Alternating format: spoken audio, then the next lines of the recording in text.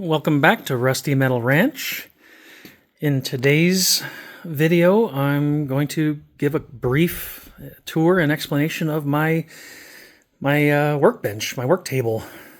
A couple of you asked about it in comments on some of the other videos, and I thought I would kind of go into it a little bit.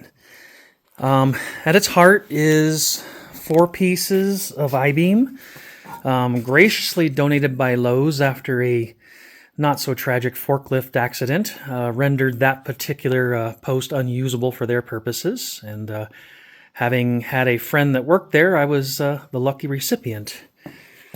Also, kind of supporting the whole thing is 2 I-beam rails donated by a neighbor who happened to have it laying around and just wanted to get rid of it.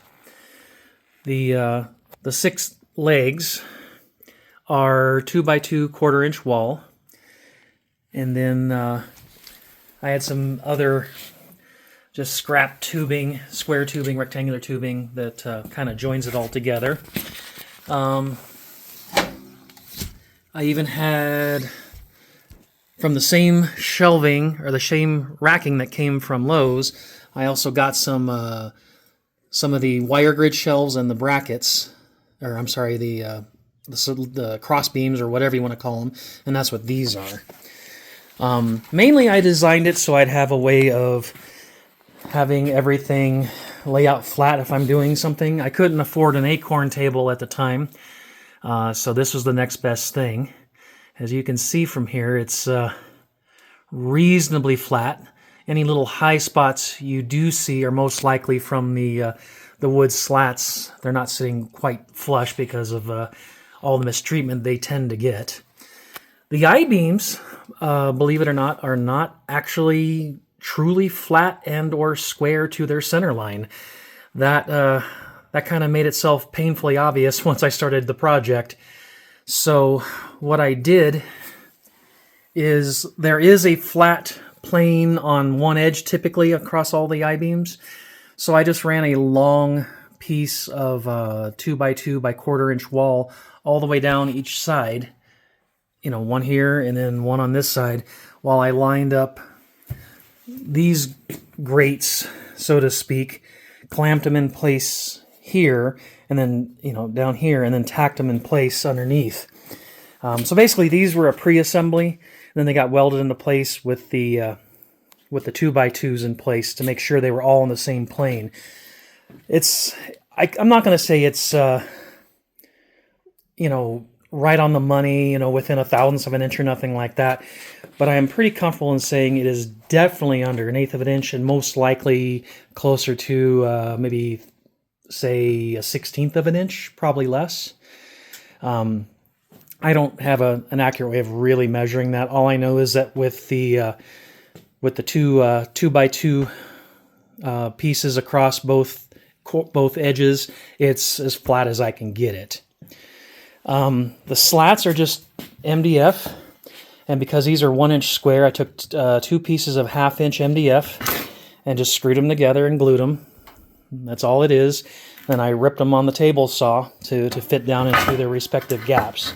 I was not able to get an exact spacing, like this one's a tiny bit narrower than this one, and so on.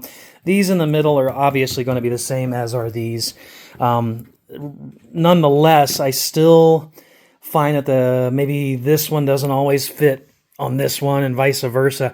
So I do have to kind of, if I take them out to be able to clamp something down, I do find I have to kind of play around and make sure I get them in the right space.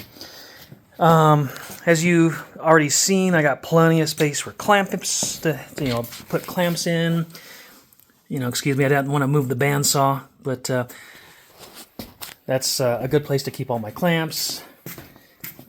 I got my welder. Keep my spot welder down there because it's a good place to have it. The grid work is some of the shelving that came from Lowe's as well. My plasma cutter. It's on some heavy-duty casters. That's a big old hunk, and I think it's a 6-inch steel wheel that I had to buy 2 of those for the center, and then I had those for the corners that I was able to salvage off of something else. I think it was some industrial restaurant oven or something I got them from. Some big old 3/4 inch bolts, and I use the heads upside down for leveling feet. So basically all I do is I roll it into whatever position I want. I drop the middle legs, I put a nice long level across the top, and then I start working on the corners and the edges until everything is level. I had to use my engine hoist to flip it over once I was done working on the bottom of the frame, because I had the top upside down on the floor, then I built it from the top down, so to speak, while it was upside down. So it was a pretty good challenge with the engine hoist. I'm not going to say this is 1,500 pounds, but I'm going to bet you it's probably in the 600 pound plus range. Another feature that I kind of pre-planned, and it's only because I had these I-beams with the pre-drilled holes, was I bought a bunch of cutoffs from the metal supplier I typically go to, and they had a bunch of these basically this length, and all I had to do was turn off the end until it dropped in the hole. Some of them are snug, some of them aren't exactly right, but they all eventually pop in. Sometimes I have to knock them out or in with a hammer, but typically if I want to lay up something that's exactly 90 degrees, I can just put 3 pins in and clamp against these and clamp against these, and I have a square 90-degree corner. Typically I have to remove the wood slats so it's all directly on top of the metal 1x1s.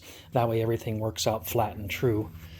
But it's a handy feature. I don't use it as often as I thought I would, but it's really nice when you do have the need to make something pretty darn square. Just an extra feature I thought of while I was designing it. I found some of these Husky boxes. They're perfect. They fit inside the groove there, and you'll see there's an empty space. I can put more if I want to.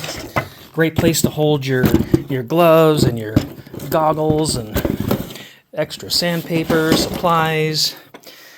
There's another one on this one up inside there that allows me to, more sandpaper, Scotch-Brite pads, so on and so on.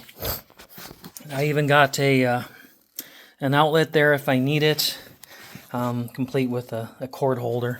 So, anyways, yeah, that's my work table, assembly table, welding table, cutting table, whatever you want to call it. But there it is. Anyways, this was completely kind of a seat of my pants plan. I did do some sketching, and I did try a few different variations on paper until I came up with this, and then I kind of winged it from there. I didn't have all the small details sorted out until I started putting it together. Anyways, I hope this gives everyone some ideas. If you're going to be trying to do something like this, it's entirely possible to do it from reclaimed materials if you have some friends in the right places, I guess. But keep digging if you don't have it, and eventually you'll find the stuff you need to make something happen, or you'll find something that gives you the inspiration to make something happen. So, anyways, as always, have a good night, and we will see you on the next video. Have a good one.